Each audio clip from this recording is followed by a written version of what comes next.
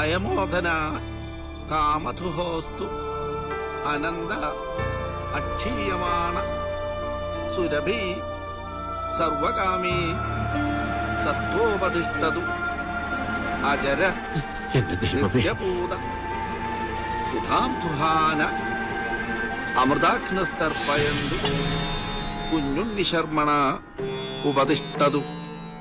ഇല്ല, കർമ്മ നോക്കണില്ല, കുഞ്ഞിനെ സ്വീകരിക്കുന്നില്ല.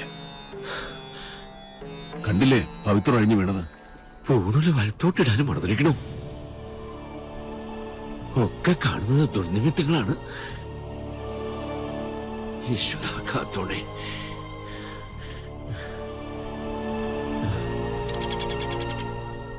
കണ്ടു നിൽക്കാൻ പറ്റണില്ല. ചെയ്യുന്ന കർമ്മങ്ങളും ചൊല്ലുന്ന മന്ത്രങ്ങളും കുട്ടനെ പിഴയ്ക്കണു. ചോറൂട്ടിയ കൈകൊണ്ട് തന്നെ ഇപ്പോ ഇതൊക്കെ കാണാൻ എന്ത് പാപമാണ് ഞാൻ ചെയ്തത്? പ്രതികാരം ചെയ്യിച്ചിട്ടേ കുഞ്ഞുണ്ണി ഭൂമുഖത്തുനിന്ന് പോവും. മണിയക്കോട്ട് സാവിത്രി ഇനി അനുഭവിക്കാൻ പോണേ. നോക്കിക്കോ.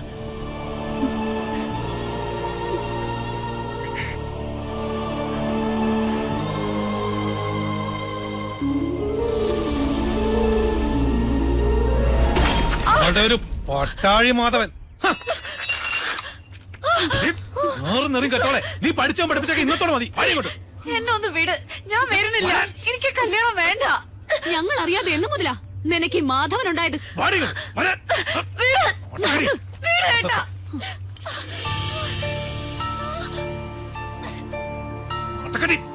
ഒരു ആരാധനാമൂർത്തി. അച്ഛാ, ഞാൻ മിണ്ടരുത്. നീ ഏത് നമ്പൂരിയുടെ ഭാര്യയാകണമെന്ന് ഞാൻ തീരുമാനിച്ചിട്ടുണ്ട്. അതല്ലാതെ ഏത് കാമദേവൻ വന്ന് എന്റെ കാൽ കീഴി കിഴിവെച്ച് സാഷ്ടാംഗം പ്രണമിച്ചാലും വിട്ടുകൊടുക്കില്ല കുത്തൻ.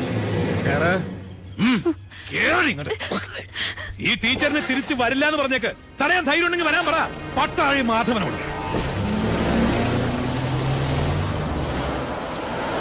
Hello sir.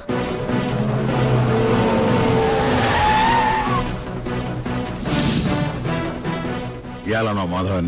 അല്ലച്ചാ, ഇത് കുഞ്ഞുണ്ണിയാ. ഇത് ടീച്ചർ സൂക്ഷിച്ചു വെച്ചിരുന്നല്ലേ? പട്ടാഴിയിലേക്ക് വരാൻ ഇനിയും ടീച്ചർക്ക് മനസ്സുണ്ടെങ്കിൽ ഇപ്പൊ ഇതിനകത്ത് നിറങ്ങണം.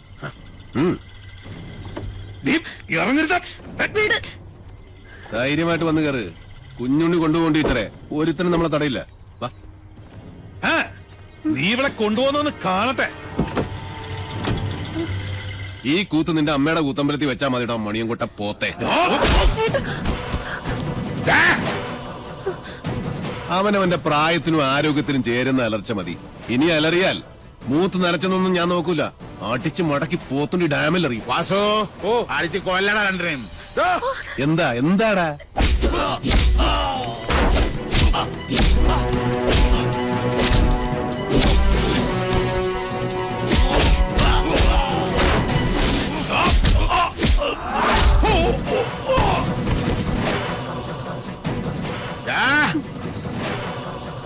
ജനിപ്പിച്ച തന്തയെ മോള് തള്ളി പറയണമെങ്കിൽ ഒന്നുകിൽ അച്ഛൻ അച്ഛനല്ലാതാവണം, അല്ലെങ്കിൽ മോൾ അത്രയ്ക്ക് ദുഷ്ടയാവും. ഇതിലേതാണെന്നുള്ളത് തെക്കോട്ട് തലവെക്കുന്നതിന് മുമ്പ് കാരണം ഒരു ആലോചിച്ച് തീരുമാനിക്കും. രുദ്രാക്ഷം കഴുത്തിലല്ല, മനസ്സിലാണ് വേണ്ടത്. കേട്ടോ മോണിയൻകൂട്ട് രാവണം. ഒന്നുകിൽ ഇത് ഇവിടെ വെച്ച് അവസാനിപ്പിക്കണം, അല്ലെങ്കിൽ നമുക്ക് ഇവിടെ നിന്ന് തുടങ്ങാം. രണ്ടായാലും എനിക്ക് വിരോധമില്ല.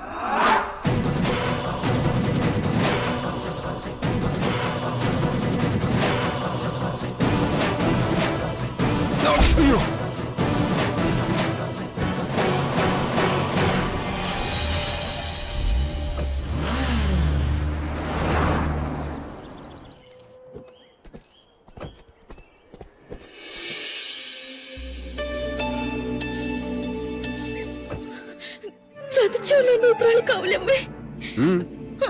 അതാരാ കുഞ്ഞുണ്ണിയുടെ കൂടെ? മനസ്സിലാവണില്ല. അതാണ് ആത്തേമ്മ. ചെന്ന് വേഗം പെർഫോമൻസ് തുടങ്ങിക്കോ. ആരാണാവോ? അമ്മേ. ഹായ്, എന്താ കുട്ടി? ഏതാ? അമ്മ എന്നെ ശപിക്കരുത്. പാർവതി, ഈ കുട്ടി ഏതാ?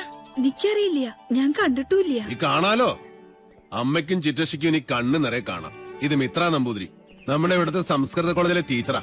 പഠിച്ചത് ഇവിടെ തന്നെ. ആദ്യമേടെ അനുഗ്രഹം വാങ്ങിക്കാൻ വന്നതായിരിക്കും. നന്നായി വരൂ കേട്ടോ. ഏതാ ഇല്ലം? അത് മണിയാമ്പള്ളി മണിയാമ്പള്ളി മണിയാമ്പള്ളി കേട്ടിട്ടില്ലേ? മണിയാമ്പള്ളി ഇല്ലം കേട്ടിട്ടില്ലേ? മണിയാമ്പള്ളി ഇല്ല. ഇപ്പൊ കേട്ടല്ലോ. ഇനി മനസ്സ് തുറന്നങ്ങോട്ട് അനുഗ്രഹിക്കുക. എന്നിട്ട് അമ്മയുടെ അരയിലിരിക്കുന്ന ആ താക്കോൽക്കൂട്ട് എടുത്ത് ടീച്ചറെ ഏൽപ്പിക്കുക. ഈ നിൽക്കുന്നതേ അമ്മയുടെ പുത്രവധുവാ. എന്താ? ബോംബ് പൊട്ടി. ഇനി മുതൽ ടീച്ചറാ ഇവിടെ താത്തേമ്മ. ശിവ ശിവ, എന്തായി കാണുന്നത്? എടാ, എന്ത് തോന്നിയാസം കേട്ടാന്നായോ നിനക്ക്?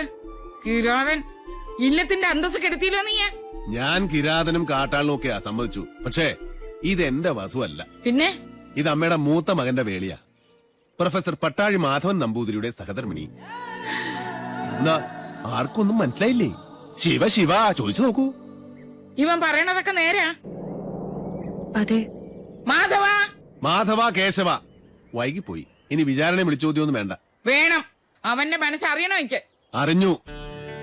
ദുരഭിമാനം വാ തുറക്കില്ല. പക്ഷെ വാത്സല്യം മനസ്സ് തുറക്കും. കുഞ്ഞുണ്ണിക്ക് അത് കേൾക്കാം. അതേ കുഞ്ഞുണ്ണി കേൾക്കൂ. ഈശ്വര, പാർവതി ഒന്ന് കിടക്കണം. അയ്യോ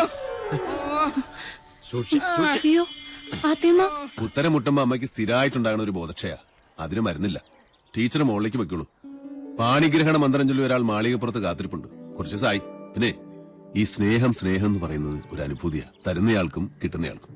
അല്ലാതെ മനസ്സിന്റെ ഉള്ളറകളിൽ ബീജാക്ഷര മന്ത്രം പോലെ രഹസ്യമായിട്ട് സൂക്ഷിക്കാനുള്ളതല്ല. അനുജന്റെ ഉപദേശം ഞാനിക്കിഷ്ടാവില്ല. അതുകൊണ്ട് ടീച്ചറുടെ തലയണ മന്ത്രത്തിൽ ഇതോടെ ചേർത്തൊന്ന് ഓതി കൊടുത്തു നോക്ക്. ചിലപ്പോ ഗുണുണ്ടാവും.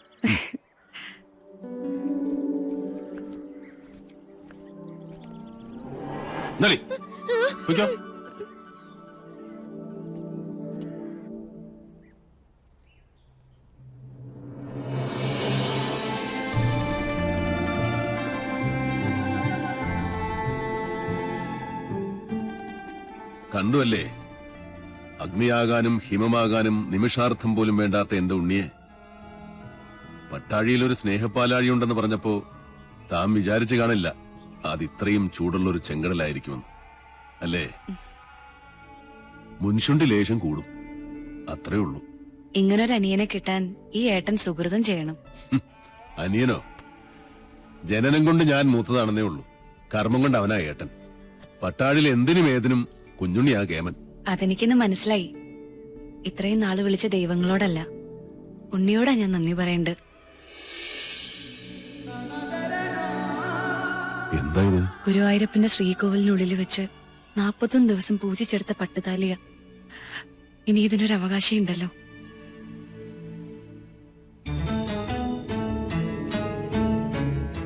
എന്താ ഇയാൾ ഉദ്ദേശിക്കണേ? എന്റെ കഴുത്തിൽ ഈ ചരട് കെട്ടിത്തരണം. ഇപ്പോ ഈ നിമിഷം. കൊള്ളാം. കൊട്ടും കുരവയും അഗ്നിസാക്ഷിയുമില്ലാതൊരു വേളി. നടക്കട്ടെ, അതാവും യോഗം.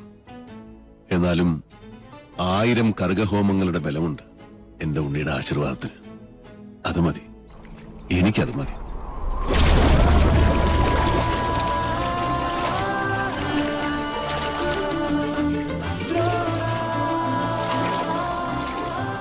ചെമ്പറയിലേക്ക് പോവാൻ തന്നെ തീരുമാനിച്ചോ?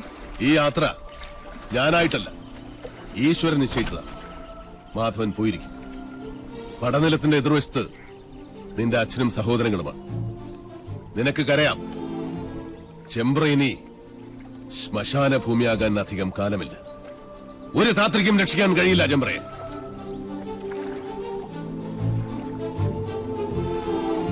പോസ്റ്റ്മോർട്ടം റിപ്പോർട്ട് കിട്ടി. കുളത്തിൽ കിടന്ന് ശ്വാസം മുട്ടി മരിച്ചെന്നാണ് റിപ്പോർട്ട്. നെല്ലൂർ മന വിൽക്കാനൊരു നീക്കമുണ്ടെന്നറിഞ്ഞു. മന പൊളിച്ചു മാറ്റാനേ പ്ലാൻ. ഒരു ഗ്രഹം ഭൂമിക്ക് മുകളിൽ നിൽക്കണോ വേണ്ടോ എന്ന് തീരുമാനിക്കുന്നത് മനുഷ്യനല്ല. അതിന്റെ കണക്കും ഈശ്വരന്റെ കയ്യിലാണ്.